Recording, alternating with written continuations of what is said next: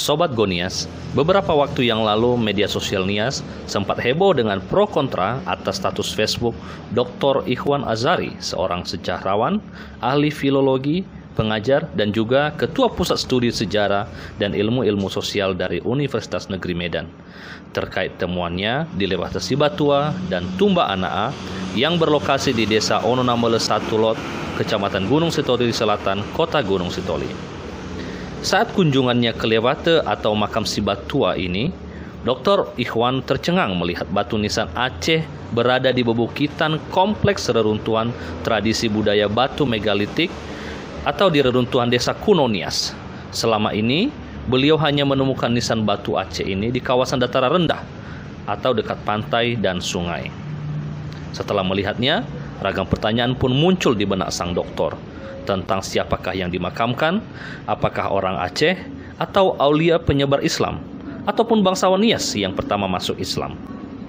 Untuk itu, tim Gonias mengajak para sahabat semua untuk melihat secara langsung situs megalitik Tumba Anaa dan makam Sibatua ini, dan juga mewawancarai beberapa tokoh dan penduduk lokal yang mungkin bisa membantu memecahkan misteri ini.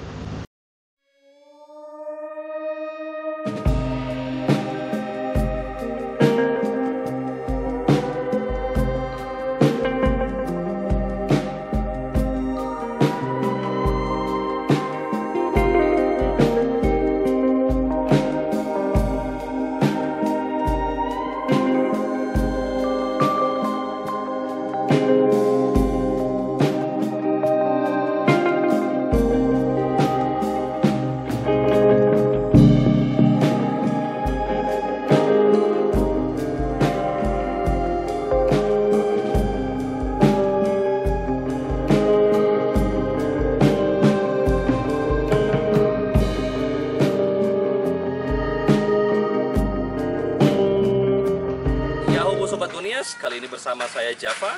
Saya akan mengajak kita semua untuk berkunjung ke sebuah tempat keramat yang menurut masyarakat Nias.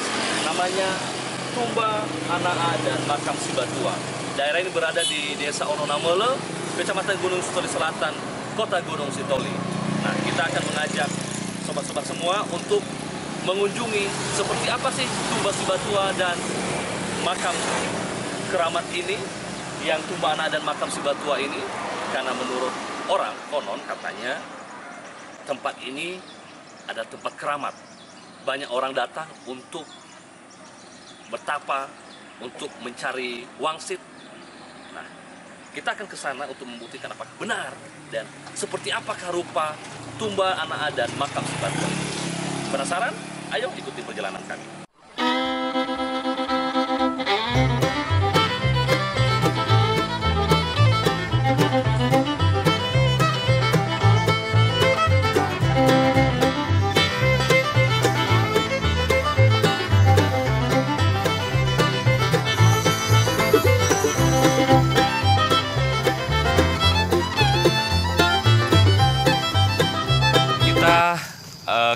Ke makam Sibatua ini bersama dengan Bang Ono Hulo, yep, dan Bro David Boulele, dan juga Bung Seti yang merupakan pemandu kita hari ini. Nah, ayo kita lihat bagaimana sih medannya ke sana. Ini baru 1/10 dari perjalanan udah pakai tongkat. Kita lihat sampai ke atas seperti apa ya. Perlu tambahan tongkat enggak? Oke, ayo kita jalan lagi, kita lihat. Awalnya Bang Ono Hulo ini bawa tas. Sekarang seiring dengan bertambahnya jarak dan ketinggian, tasnya beralih yang bawahnya.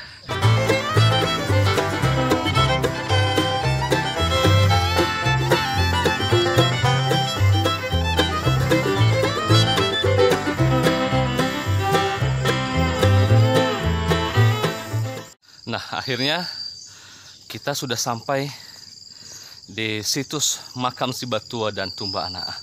Ini penampakannya. Tidak terlalu jauh, sekitar 450 meter naik ke atas bukit. Cuman dengan kemiringan beberapa spot itu ada 45 derajat. Jadi lumayan menguras tenaga dan juga stamina. Oke, kita lihat bagaimana kondisi makam Tumba Anaa dan Sibatua ini.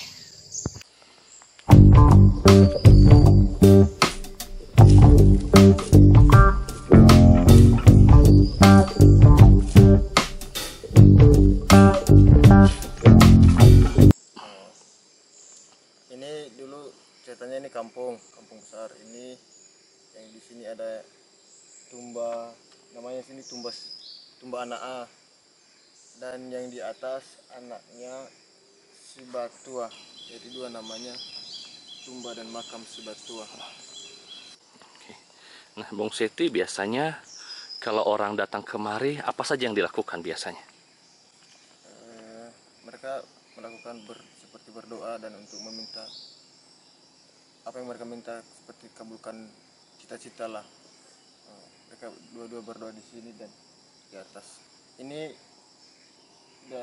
yang agamanya ini agama Kristen, yang kuburan agama Muslim. Yang kuburan Sibatua. Oke. Nah, Sobat Gonias, saya saat ini berada di dekat Tumba Anaa yang merupakan leluhur dari Sibatua yang katanya kuburannya pindah dari Pariaman ke Gunung Sitoli ini. Nah, tadi pertama sampai di sini, saya sih merasakan suasana yang beda dengan di tempat lain. Yang sekalipun ini berada di atas ketinggian gunung, dan saya merasakan suasana agak mistis seperti itu. Jadi mungkin juga karena pengaruh-pengaruh orang datang kemari untuk berdoa dan membawa sesajen untuk meminta sesuatu. Nah, hingga saat ini saya merasakan energi yang beda dari tempat-tempat lain yang pernah saya kunjungi. Saya beberapa kali mengunjungi situs-situs megalitik yang lain, dari Tundrum Baho, daerah Degomo, dan juga Nia Selatan. Tapi memang begitu sampai di tempat ini, ada perasaan berbeda. Serasa bukan di tempat-tempat situs megalitik. Jadi ada sesuatu yang aneh lah. Jadi makanya wajar banyak orang datang kemari untuk meminta sesuatu yang kata istilah penduduk tadi Mama Ema Fangandre untuk datang kemari. Menurut cerita, memang Atul pernah merasa Bapadang, tapi mau kita ia Bapadang, ya, mengawali Bapadang sehingga Tobalia menjadi agama Islam. Berpesan dia pada suatu mufana ia pada. Ada pesanannya, andai kata Bapadang mati itu, lewat itu muncul budaya Bapadang. Apabila Bapadang mati ia, maka lebatnya coba Sumatera Barat atau Padang. Nah, kebetulan memang yang bisa ada mati semua Padang. Ada pada suatu hari patungnya merusak. Apa itu Labuan Gunung Stone? Sepasi ubah alawa. Ada yang merusak tufu. Ada tidur. Ya. Muncul berbagai marga Rafidawa, itu tahu. Itu jawab kita. Abai benar jawab tu hari mati buah. Ya. Lafizawa, lu kira sulit betul saya berdasar. Ya, sehingga terbukti mereka ini balik batunya. Keliling dah, also adalah dubalannya bel. Dubalannya lah, also betul. Fili kuah. Tapi ya dah saya. Memang cerita dah aku memang cerita ni rumah ya. Tapi asal mulanya bukan dia agama Islam. Sudah dia kepada baru jadi agama Islam. Ini dia kepala buaya yang telah menjadi batu, yang merupakan piaraan dari Tumba Anaa di masa lalu. Nah, tidak jauh dari sini, dari Tumba Sibatua tadi, ada batu yang berbentuk ayam dengan batu lempeng di depannya. Ini juga merupakan bagian dari piaraan Tumba Anaa di masa lalu. Dari musuh ya, mibo manu sila sudah, mibo ada melalu kita siawa, lu lain nih ha, Belanda. Jadi bukan manu, adalah fana pakai air. Roma tadi ke dua tatiwa, adalah fana dan negara tadi itu. Ya, so 7 anak peluru dah. Air lagi kata paida, fana dah. Ya. Berarti tahun apa ketawa masih terlalu kau lah berkisar tahun 70-an lah atau tahun 60-an. Lu pernah mahali bogis dan mata kepala sendiri pernah melihat batu dan besar. Ya. Apakah apa namanya waktu bulan lah hari bulan terang bulan purnama nanti saat apa ketemu saya dia menghadap timur ya. Pada bulan gelap dia menghadap barat. Nah, Sobat Gonias, saat ini saya sedang bersimpu di tempat makam Sibatua yang katanya merupakan makam yang pindah dari Padang Pariaman, Sumatera Barat. Nah, kalau bisa dilihat ini batu ini katanya tempat duduk atau bersimpu bagi orang-orang yang datang berziarah atau berdoa. Dan bisa dilihat ini ada salah satu nisan yang batu nisan Aceh. Di sini ada tersisa 5 lagi, katanya konon ada 6 buah batu nisan, tapi sekarang tinggal 5 lagi. Ini adalah batu nisan Aceh yang ditemukan di makam Sibatua ini. Di sini terdapat 5 lagi batu nisan Aceh yang masih berdiri kokoh dan bisa ditemukan ketika datang kemarin. Temuan Dr. Ikhwan Azari ini tentang adanya pengaruh agama Islam pada makam keramat Sibatua di Ononamele Lot 1 bisa jadi ada benarnya melihat kesamaan batu nisannya dengan corak nisan zaman Sultan Iskandar Muda yang ditemukan di Aceh Besar di abad ke-17. Menimbulkan pertanyaan tanda tanya besar bagi kita. Bagaimana bisa makam dengan batu nisan dari Aceh ini bisa sampai di Gunung Sitoli di desa Ononamele ini? Masih belum ada yang bisa menjelaskan secara ilmiah bagaimana bisa batu nisan Aceh berada di desa Ononamele ini dan berada di atas ketinggian kurang lebih 200 meter di atas permukaan laut. Nah, biasanya kalau seandainya ini karena pengaruh Muslim, biasanya rata-rata itu berada di pesisir. Tapi ini beda, ini berada di atas bukit. Nah, perlu penelitian lebih lanjut mencari tahu, karena ini merupakan sebuah kekayaan budaya dalam masyarakat Nias, atau mungkin jauh sebelumnya ada hubungan kerjasama antara orang-orang Aceh dengan orang-orang Nias. Pada waktu itu tahun 1700 belum ada agama Kristen Protestan, agama Kristen Katolik di Nias belum ada itu ya. Dan waktu itu yang sudah ada, yang sudah masuk dari Aceh itu 1642 dan mereka dari Aceh ya agama Islam dan di mana mereka menetap ya di Ononamele itu kuburan itu di atas katanya dulu ada 10 batu nisan, ada yang sudah hilang sekitar 5 atau berapa ya, mengapa hilang tidak tahu ya. Dan apalagi dikasih umur 1702 atau kapan ya. Tapi orang itu punya hubungan dulu dengan orang Aceh, ya dari sebuah dari atas, punya hubungan dengan Aceh, bisa dibayangkan dekat di situ ada Luar Halaraga, dan dari situ berangkat apa itu perahu layar membawa barang, berdagang, dan dia ikut juga dan dia menjadi Muslim di Pariaman.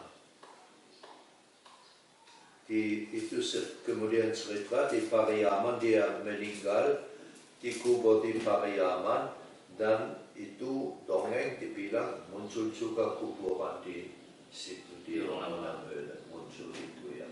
Dan bukan hanya muncul itu, memang sudah jelas batu nisan itu tidak ada dari Nias, itu dari Moiraksa di Aceh.